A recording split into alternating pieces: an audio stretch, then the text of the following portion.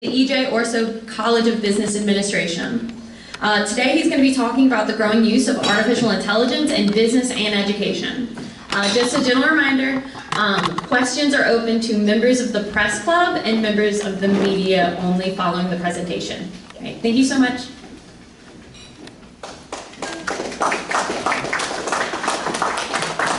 All right, good morning. How's everybody doing today?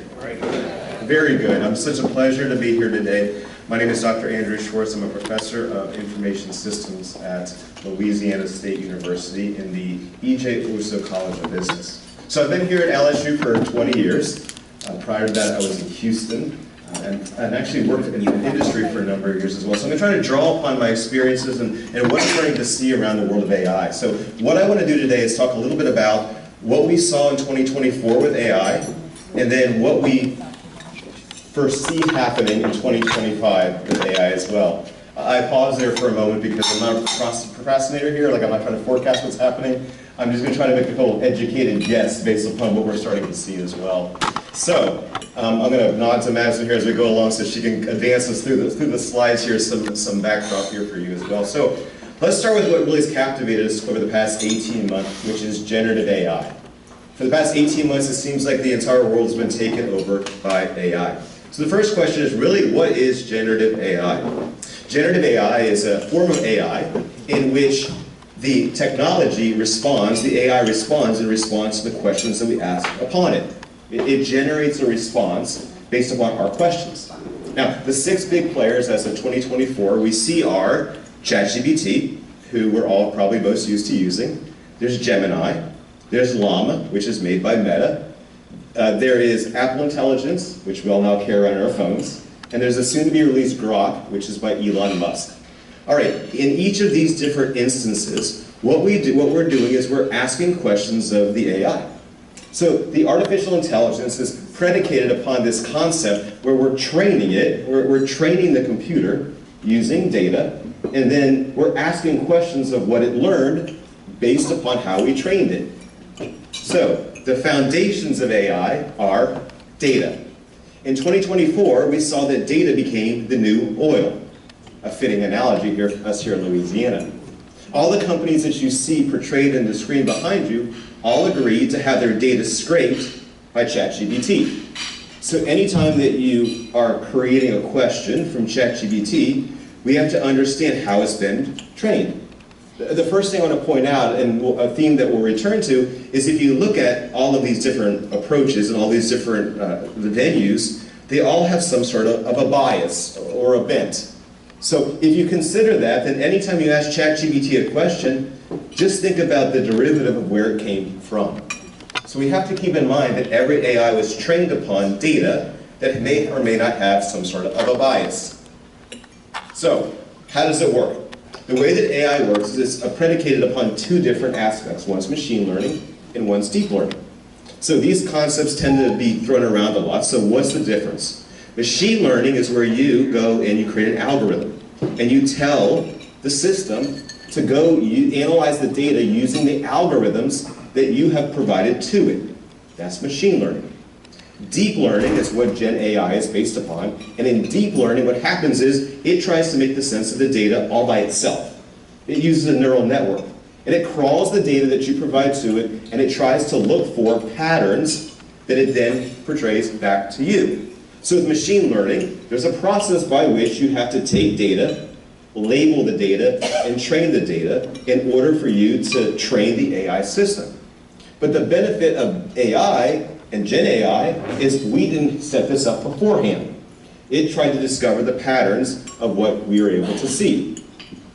Now, what's interesting here is that we ask questions of the AI. So what we see is that we have prompts. Depending on the question that you ask, will result in different answers coming out of the AI system. So in 2024, we saw the emergence of prompt engineering. And prompt engineering is where we're learning how to ask questions of the AI. So, what we're going to see is it's all about the prompt. So some different books out there exist that talk about how to create a prompt, and I'm working on one as well. A skill that you're going to start to see in 2025 and moving forward is there's going to be a lot of focus around prompt engineering. Learning how to interact with our AI. So, how did they go about creating ChatGPT? It had to learn from the data. So, what you see is that, where did it come from? 60% of ChatGPT came from the web. It just crawled different websites. 22% came from Reddit. 16% came from books, 3% Wikipedia. We talk about bias. We talk about bias when it came to all those different areas as well. Think about Reddit. Reddit is full of bias. The reason we bring this up is if it's trained on bias, the likelihood is that the result you're going to get may be biased. So it takes that understanding. So the neural network went out to all that data and it crawled that data in order for it to understand how we think. Now, how big was this set of data? We see that it was 300 billion words, 570 gigabytes of data, and it took 1.76 trillion parameters in order for it to learn how we think and how we operate. Now, the reason why it's interesting is ChatGPT tells us where they got their data from, but not all do. If you look at, for example, Gemini, it says it's trained on a data set. Claude says it's based on a proprietary data set. Meta says it's publicly available data, and Grok is going to be X. Again, we need to understand the data. So we're going to see in 2025 a move towards data transparency, which is really needing to understand the basis of how these models were trained. Because the reason why it became such a big deal over the past 18 months was because of a concept called the Turing test. In the 50s, a professor, Alan Turing, said, the moment in which we interact with technology, and we can't tell whether we're interacting with technology or a person, is when we've created an intelligent machine. ChatGPT was the first AI to pass the Turing test. And it required AI to understand language, and knowledge, and reasoning, and to learn. And all those things came together with ChatGPT. So AI is fundamentally about the relationship between humans and knowledge. Keep in mind, what AI is trying to do is think like us. So, the title of my talk is Where Mind Meets Machine, because what we're talking about is how do we amplify our own intelligence using technology, not replace it. Because AI is trying to think like us. Now, if you look at the investment of the companies in 2024, you have a company like ChatGPT. ChatGPT was funded by Microsoft and AWS. Claude was funded by AWS and Google. The reason we bring this up is Google is not only having their own product, they're funding their competitors. In 2025 and beyond, I think we're going to start to see some consolidation of the big six, and we'll start to see some coalescing around 2 or 3 really big players. Who those are remains to be seen. And if you look at Microsoft as an example, why did they create their own AI? If you think about the lawsuit that they went through with Internet Explorer, they learned a lesson about embedding products inside their operating system. So instead of actually creating their own, what their investment strategy has been over the past few years has been to invest in other companies. And while you can't really read all the details there, what you can see is all those are companies that Microsoft has invested in for the purpose of AI. So as we think about this, we see that AI has, of course, changed a lot over the past 18 months. But without getting into too much detail, really, the impetus for this came a number of years ago. There was about 8 years ago when ChatGPT first started. But over the past year, in 2024, what we see is there's been a series of new models that are opening up. Every new model is a different model that's trying to understand the data that's being fed of it. So for example, in February we saw Google come out with one. In March we saw Anthropic release a new version. We saw over the course of these months, as you can see, new models, faster models, more intense models, able to model how we think, have emerged. Well, underneath the surface of that, what we've also seen is a big growth in NVIDIA. And NVIDIA are the chips that power all of this AI. So, let's talk about what we've seen. Now that we kind of understand Gen AI in general, let's talk about 2024 and 2025. One of the big stories of 2024 was the battle for the chips. We saw the passing of the CHIPS Act, which says that any AI in our country has to be grounded in chips that were created in our country because of the concern over foreign influence. So what we saw, however, though, is in counterbalance, China is starting to ramp up their own Gen AI. So we see Alibaba and other models come out. There's a trend for us to watch as we look ahead. And China's trying to stockpile chips and build chips out. And at the same time, companies like NVIDIA are introducing more chips that are faster and better and able to process more and more data. Expect that trend to continue in 2025. And if you look at NVIDIA's stock price in 2024, you see it started the year at $55 and ended up at $138. They are becoming quickly one of the monopolies that are cornering this market. But they're not truly a monopoly yet, because if you look at the overall market share, they control about 65% of the market. Now, another future prediction is we may see the end of Intel as we know it. Intel is struggling, the CEO is struggling, they only own 22% of the market share in this area. Watch Intel over the next year and see it may either be an acquisition target or it may try to figure out a pathway to create new kind of chips in this new kind of era. The second trend we saw in 2024 was AI starting to really impact consumers. AI now is in everything. It's in our television, it's our cars, it's in our appliances. We saw Google, Amazon, LG all produce more and more products around AI. We then, of course, saw AI in our hands with the introduction of Apple Intelligence, where if you have iOS 18, you can now fix your pictures. You can use ChatGPT. All this embedded inside of our devices, and that happened in 2024. We also see an integration of AI into driverless cars and autonomous driving in 2024. And we've seen a lot of different approaches in San Francisco, in the Valley, about what this is going to look like. From a business perspective, AI is just getting started. We're just starting to see the tip of what will be the AI era. This will be the fourth change of our economy, the fourth economic era. We started to see how AI agents actually became part of our lifeblood. We saw how almost every company is now using AI to some sort of degree. We started in 2024 talking about the ethics of AI and the concept of superintelligence. Is it possible for AI to become more intelligent than us? If you look at the overall adoption rate in 2024, what we see is that 55% of companies in 2023 were using AI. Now it's up to about 72% of all companies are using AI to some extent. 99% of Fortune 500 companies are using AI. The biggest driver right now is in retail. 80% of retail executives say they're trying some sort of AI and they expect to fully implement it by the end of 2025. And the estimate is about 3% of the retail budget is going towards AI. But 74% of companies are still struggling to scale AI, and that's driven by a large percentage of employees who are concerned about their loss of their jobs. Scientifically, we saw the first Nobel Peace Prize that was awarded for AI research.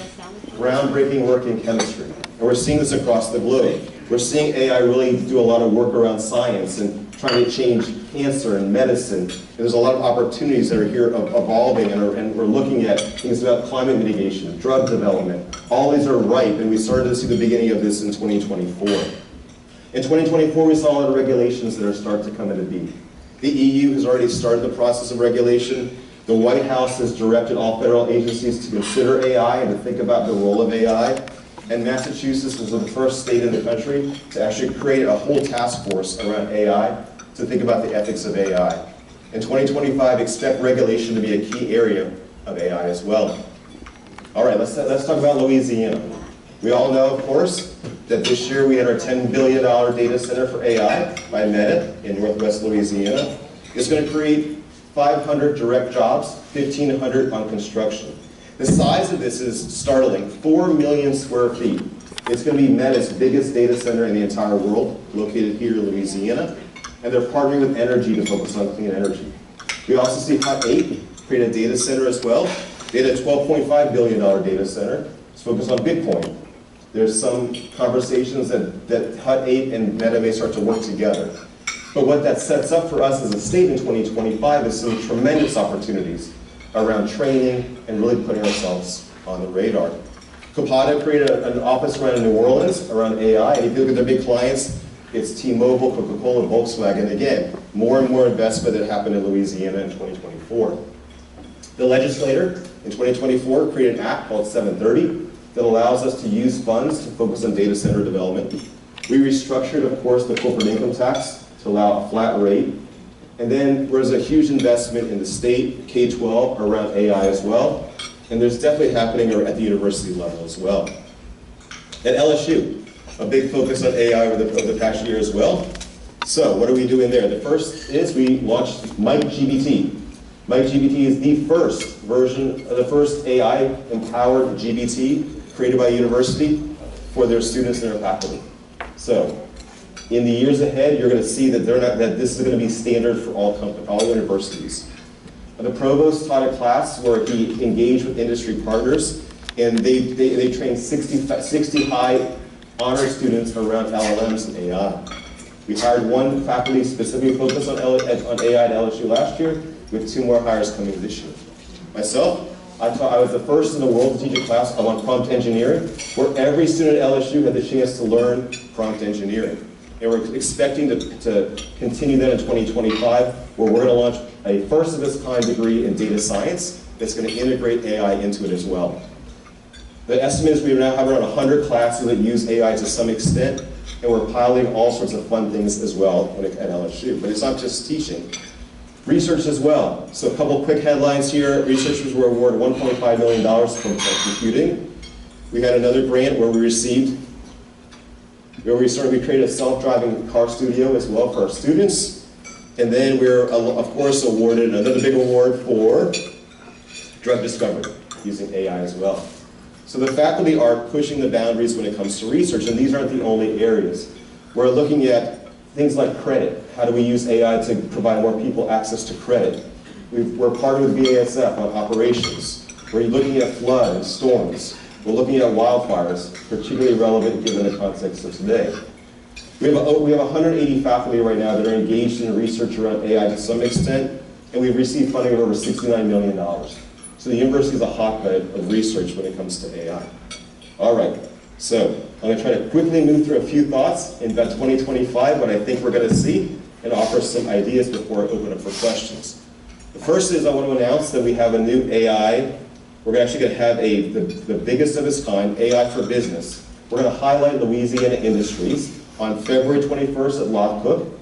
We're going to bring in big decision makers around AI and big name guest speakers. Our keynote address is going to be given by the gentleman who created Siri. So if you're looking for something to do on February the 21st, I encourage you to go and show up and hear about AI in action and hear our different panel sessions as well. All right, some emerging technologies that I want to keep on the radar. And I'm going to close, my slides are longer, but I'm going to close with this one and open for questions. There's 5 technologies that I think we need to focus on as we look ahead to 2025. The first is the Internet of Things. So we're used to the Internet of Things when we think about smart watches or smart cameras or smart locks in our houses. In 2025, what we're starting to see is all those different devices are going to start to be employed and used inside of companies, and that data is going to be fed into AI as well. The second is blockchain. Blockchain has been talked about for a number of years, but I think we're finally going to start to see blockchain emerge as an opportunity. Edge computing. Edge computing is when we take our AI and we move it closest to the source in which is using the technology. And we've done that with our phones. Expect to see the same kind of issue as well. The fourth is green. Every time you do 5 prompts on ChatGPT, it takes a bottle of water in order to cool down the servers of that magnitude. That's not sustainable. So we're going to see a push towards green energy. We're going to see companies like Entergy working with Meta on their data centers to keep those running in a sustainable way. The last thing I think we're going to see is digital twin technology. Digital twin technology is where we take the real world and we recreate it inside of a digital context. It allows us to model and try new things. So we're doing digital twin work and AI, looking at flood mitigation, coastal restoration, and all sorts of other areas as well. And I think you're going to start to see those areas evolve. So AI, as I look ahead, I'm an optimist. I see tremendous opportunities for our state when it comes to AI. I see a focus on our state around economic development. I see how the technology is changing and how the university systems, higher education, and the K through 12 and the community are all working together. So I'm extremely optimistic about where this is going. It's just starting. So at this point, I'm happy to answer or address any questions you may have about AI in general, about where it may be going. Yes? Dr. Schwartz, fortunately the federal government has not jumped in big time in trying to regulate this, but some states are already in the effort of regulating AI. Do you see any areas that should be addressed? And for the most part, I don't want to put words in your mouth, I'll let you explain. Do you think that we should be careful about overregulation? Okay. Imagine you go to the almost last slide there. There's a slide on this. So, I was prepared for the question. So the question is, to what extent should states be regulating AI versus the federal government? And how far should regulation go? So yeah, put that up. I do not believe that the state should be in the business of regulating tech. I believe it's a federal issue, not a state issue.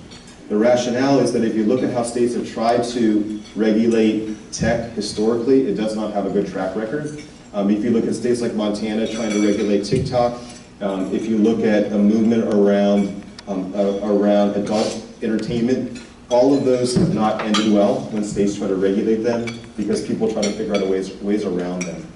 Adult entertainment in particular, if you look at what's happening in Florida right now, the downloads for VPNs went through the roof. In other words, what everyone's doing is they're VPNing to a different state and acquiring the same stuff they would have anyway. So state regulation on tech doesn't tend to work. But with that being said, AI does need regulation. So here's some areas that I see that regulation needs to occur. I think we need transparency on this data. I think we have a right to know what data is being fed into these AI systems. I think we need to understand what they're doing when it comes to the neural network. Is there the potential that there's bias in the algorithms that they're using? We need to make sure there's discrimination protection to make sure that algorithmically the data isn't being skewed in some way, and transparency around that. There's a section of the federal law called Section 320. Section 320 says if any of us go out right now into YouTube or Facebook or X, and we put something that could be potentially negative, those platforms cannot be held liable for anything that we as consumers say. Well, let's think about AI. If AI is learning the data, and it's aggregating the data, then if something comes out of AI that's negative, you can't trace it back to the source where it came from. So the AI providers have actually no legal protection if something negative were to happen based upon the output that you generate. So there has to be some sort of revision or thinking about Section 320 when it comes to that. If you submitted to Reddit 5 years ago and your data got crawled, do you have a right to take that data out? The answer is no. So what kind of security, what kind of privacy is there around for us for data when it comes to our own sort of data? We don't know how they tested this. We don't know how they validate this. Are there areas of use that maybe should be off limits? Maybe military, maybe other areas where it's not appropriate to be used. What about countries like China and Russia and North Korea? What are we going to do to protect our systems from that kind of foreign interference and the potential for nefarious actors playing? Who's going to regulate it? And this is the one I don't know. It doesn't really fall within the FCC and the DOJ. So what body is going to regulate it? Where does this fall? And if you look at the past 2 or 3 years, the discussion around social media and the role of social media with children, you saw that fight play itself out where the Surgeon General tried to issue a proclamation about it. Well, expect the same kind of fighting over who's going to regulate AI because we don't know. Auditing. Who's going to audit all these systems to make sure they're working? How are we going to align it with international standards like the EU? What about sustainability? Are there areas where maybe we need to think about risk? Do you want AI to make your medical decisions? Probably not, right? And then thinking about vertical industries as well. So there's a lot of areas that need regulation, and this is hard at the state level to do that. Wow. Yes? Hi, I'm Michelle McCallum with Helix Community Schools. We're actually opening a charter school in Appaloosas, Helix Artificial Intelligence and Medical Academy. And I love all of the things that you're doing on the higher education level, but how do you see this playing out a little bit more in the post-secondary education and medical? All right, so the question is, I've talked a lot about the university level, what about the high school level and other sectors as well. So in addition to my role here as a faculty at LSU, I actually have a startup company as well. And through my startup company, we're actually engaging with high school students, community colleges, and workforce development solutions around AI to try to prepare students who won't go to college to be prepared for these skill sets. I'm an advocate for AI for all. I think everyone needs to know about AI to some degree. And the reason why is because it's a very hot subject that people have very strong opinions at that may or may not be grounded in how AI works. So I think that the way this plays out is we need to educate everyone, at least in some respect, about what this is and how this works. And that's going to require partnerships between the higher education, the workforce, different elements all coming together to really play that out. So that's how I foresee it happening. I'm a big fan of what's called intersectoral collaboration, which means we should be all collaborating together to make these things happen. I recently spoke with an LSU professor, and he said that he is not allowing his students to submit AI-generated papers, coursework, whatever, because he wants them to be critical thinkers. What are your thoughts about that? Okay, so the question is, what role are we allowed to use assignments at LSU that are generated by AI? What about critical thinking? That was the question. I share the concern. There are 3 major studies that came out in 2024 that shows very interesting evidence that there's a concern about critical thinking and cognitive reflection with the use of AI tools that are in place. So the next question is, well, I teach it, what do I do in my classroom? Right? Generative AI is not allowed in my classroom. And you say, well, hold on, you teach it. Okay, here's the caveat. They have to take my module on Gen AI before they can use it. So here's the problem. And there's a couple of levels of this, but here's the problem. Let's say I give students a case study about a company. And I say, what did the company do wrong? Okay, fine. I'm going to take that and upload to ChatGPT, and I'm going to ask ChatGPT what they did wrong, right? The student doesn't know it's biased, and the student can't assess whether or not what's coming out is right or wrong. So my job is to give them content knowledge first, then use it, and then assess the outcome. So for example, one of the assignments I give my students is to go into ChatGPT and ask ChatGPT about the time that Einstein went to the moon. It'll give you an answer. It's not right, but I use that as an example to say, if you didn't know that Einstein never went to the moon, you wouldn't know that that's wrong. So there has to be content knowledge before we can get AI knowledge alongside of that. Now that's Gen AI.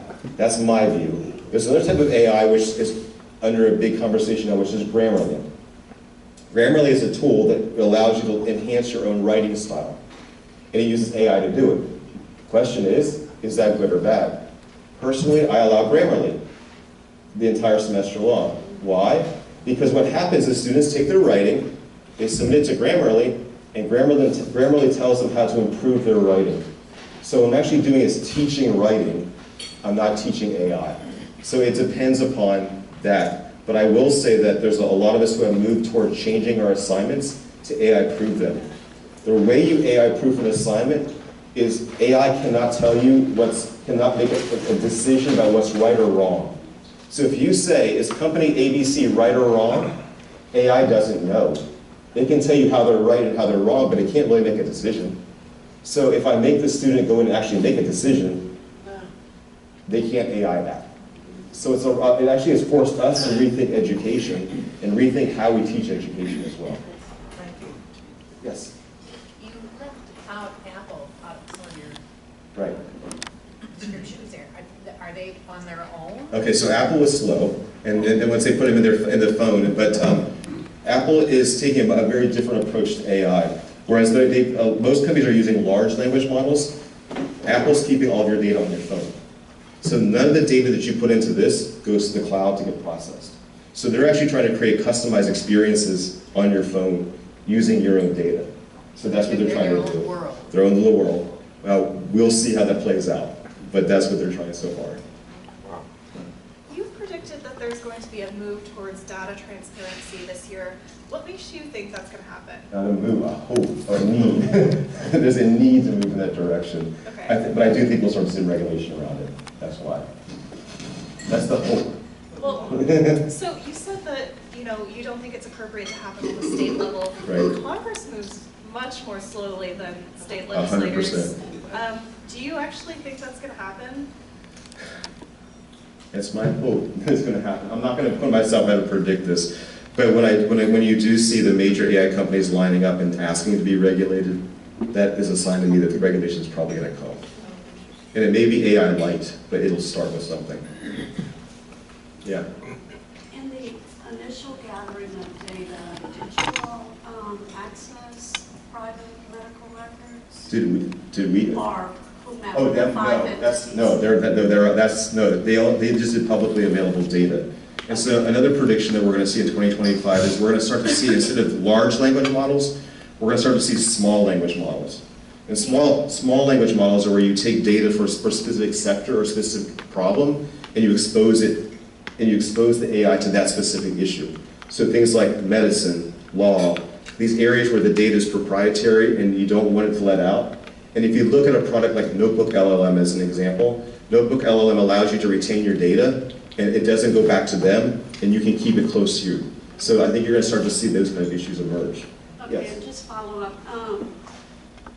If you could explain again the different approach that Apple's taking, I really want to understand. Oh, sure, very good. Okay, yeah. So the question was about how's Apple approaching it. So most companies, if you go to ChatGPT right now and you write a prompt, like tell me about Einstein going to the moon, that prompt goes back into the data set that ChatGPT actually uses. So you actually give up your own question into their data set, and then they use that for further refinement of models. Apple, when you ask the question, it's going to stay here on your phone, and the data it's going to use to answer your question is going to come from your own data. So for example, it's going to start to become smarter around places you travel. Or if you look at photos, as a good example now, if you open up iOS 18 and look at the new photos, it's able to identify people along the way, and it's using facial recognition to do all that. But all that data is staying here on the phone. Other questions? Someone over here too. Yeah. Recognizing that right now, going through a change of administrations at the federal level, and this is a problem that you said, really kind of needs to be addressed at that level rather than, 50 states, and recognize the importance of doing it right because we're dealing with the world stage here. If you had just one wish that could be granted in your arena, what would it be, sir? Yeah, regulation. Regulation. Because I think we need some guardrails here, because we need to figure out what the playing field's going to look like. And there's some concern. You may say, well, is regulation going to stifle innovation? That's the argument that tends to be made, right? And I tend to not be a very regulation kind of person, but in this area, we need the guardrails because we need to understand these different aspects of bias. Because one of my broader concerns, especially with us as a state, is the digital divide. What I'm worried is that we're going to start to see states clamp down on AI out of a knee-jerk reaction of fear. And those students will never be exposed to being trained how to use it. And so we're going to create this division. If you look at, for example, things like writing a letter of recommendation or writing a letter for a scholarship letter, if you don't have access to it, but some other one does, that division is going to get worse and worse. So that's what scares me the most for our state too. On one of your slides, you had 5 different points, things that you pointed out. One of them was blockchain. Mm-hmm.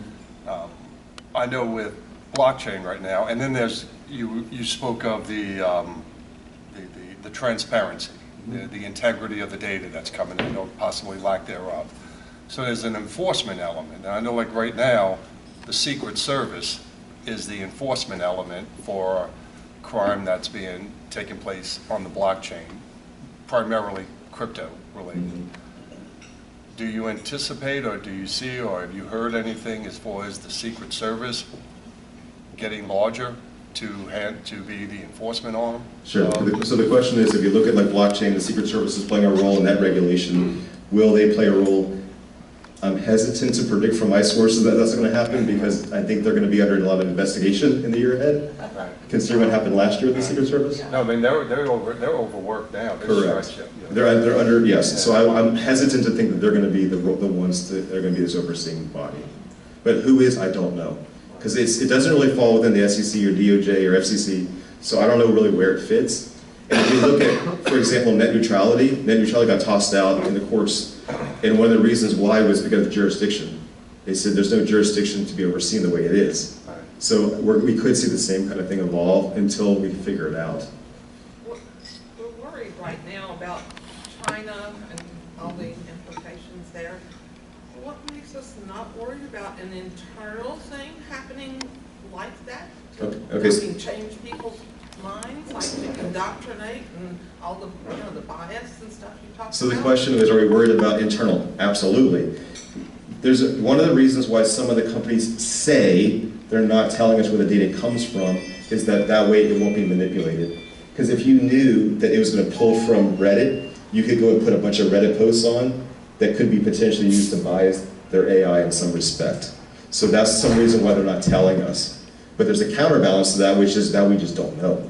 So am I worried about internal actors? Yes, but fortunately a lot of the data has been made public about that. And I am concerned, especially given Zuck's announcement a couple of days ago that he's shutting down fact-checking on Facebook. So that's going to call into question a lot of fact, you know, so that'll be interesting to see what happens. Alternative facts, yeah. Yes?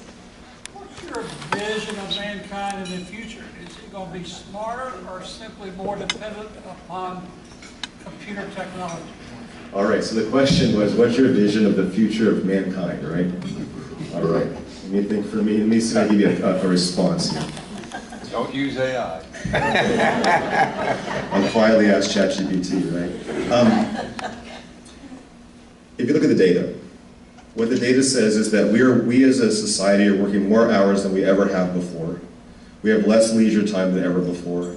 We're more stressed out than we ever have before. And I don't know about you, but I can't go on vacation without sitting on a beach and checking my email and doing work. So is that what it means to be human? To be overworked, to work 7 days a week, to not ever take a break? Is that how we define human beings at this point? Because in some respects, it kind of feels like that's where we are, right? My optimistic side of me is hopeful that we can maybe use this to reflect on what it means to be innately human and actually have the human connection happen again, where we can become more human in our relationships. Let's go back to the classroom. Okay. Is the high school child going to learn, or is he going to basically use AI to learn? Okay, so the question is, are we going to use AI to learn in the classroom, or what's the classroom going to look like? And so you brought up high school. So let me tell you a little bit about, I'm going to answer your question in a roundabout way. I'll get to your question though. So I have 4 teenagers, 15 to, well actually 3 teenagers and a 20-year-old now. It's 15 to 20. So you can bet that AI is a very big conversation in our house, right? Very, very big. Around the boundaries of use, the appropriateness of use, when it's okay, when it's not okay. So we have conversations like this that are happening about nightly. Is this a good use case? Is this not a use case? What's good? What's bad? Where I see them using it is in a different way than I use it, okay? So my daughter, who's 15, told me that she doesn't even use Google anymore. She uses ChatGPT. All right, now if you're the Google lawyer trying to fight antitrust right now, I would use that exact same argument, right? Which is that the notion of search is changing how we think about finding the information. So the classroom has to change to think about how we find and acquire information and assimilate information in a critical way. So I think it actually is going to change what we do and how we do it. And that actually to me is a good thing. And you're going to say, well, hold on a minute, you know, this is self-serving, you're a professor, all you want to do is have students come back to class, right? That's all you care about. So let me tell you about why I'm so passionate about education across the board. I lost my dad a month ago, almost a month ago, 2 days ago. So I grew up in Florida and Virginia, and my dad worked for NASA. Well, the generation before him, my grandparents actually immigrated from Hungary. My grandparents were 6th grade educated farmers. And when the Russians came in, they escaped to America. So they weren't educated at all. In 2 generations, they've gone from a 6th grade educated farmer to a PhD. My son, the middle one, wants to go back to get a PhD in AI. What education has done to my family is it's created this opportunity and a pathway to allow access to opportunities that I never thought in my lifetime I'd have. And if my heart's desire, my beating heart, I want to see every one of our students in Louisiana have the opportunity to rise above their circumstance and achieve what they never thought was possible. And what I'm seeing when I travel across the state is I'm going into these high schools, these middle schools, and I'm seeing these students produce stuff with AI that blows me away. It's caught their imagination, and they're excited about tech. They want to know more, and they want to know how it works. So to me, there's a tremendous economic opportunity, there's an educational opportunity, there's a way to really rethink our quality of life across the board. Now, I may be a naive optimist when I say these things, but I see tremendous chance here. And so when I look at things like the metadata center coming in, and I look at all these things, I say, this is our chance to reskill, upskill, and get us ready to achieve that goal of 60% certification. We can do it if we all work together. You mentioned the big data center coming in. On your initial slide up there, it also noted the tax breaks they get. Right. And now you're talking about education. Does that make sense to you? So the question is the economics of this, right? Which is, how does this make sense? And as applies to Louisiana. As applies to Louisiana. And this is where I come back to intersectoral collaboration, which is where the private and public sector come together to fund these kind of initiatives. So I was even in conversations this morning around, can we get together a corporate sponsor, a community college, LSU, a nonprofit? Can we get together a group of entities together to think about going to underserved areas to teach about AI, or to prepare that next generation? I don't view it as only needing to come from government funding, but if Meta needs that pipeline and these companies need that pipeline, they need to have a seat at the table to assist in educating us and our workforce as well, so they don't just bring in people from the outside to take those jobs away. But are we going to be able to provide those people internally if our education system still ranks the bottom of the country? We're working on it. Let's put it that way. It's more and more economic development. Correct. So it goes with tax breaks. That just doesn't make any sense to me. So this is a great question that the press can address over the next year ahead, which is, what does this look like? And talking to our state leaders about what's the plan for workforce development, what's the plan for training our people for these kinds of jobs. These are questions that we need to ask. These are questions I'm asking. So these are questions I think we all need to ask. The water is an issue too, and the use of the water in those areas. What are your thoughts? 100%. So the question around the water. So one of the big ways that we cool these data centers is, of course, with water. There's some talk we're going to move a lot more to nuclear. I'm not talking about Louisiana specifically, but nuclear may be one way out of some of this as well. And if you look at microgrids, there's a lot of technology around those as well. So from a sustainable perspective. In other states, you mean? In other states, yeah. So there's some sustainable ways about the future of power. All right, I think last question. You nibbled around this a little bit, but I think that there's a critique out there that AI is making us stupider. Mm-hmm. You know, I see people posting all the time that they're using ChatGPT to write like a pretty mundane email. And if we're talking about incorporating AI into education, how do we do that when we're facing a literacy crisis? Okay, the question is, how do you balance AI and education with literacy and with the other aspects as well?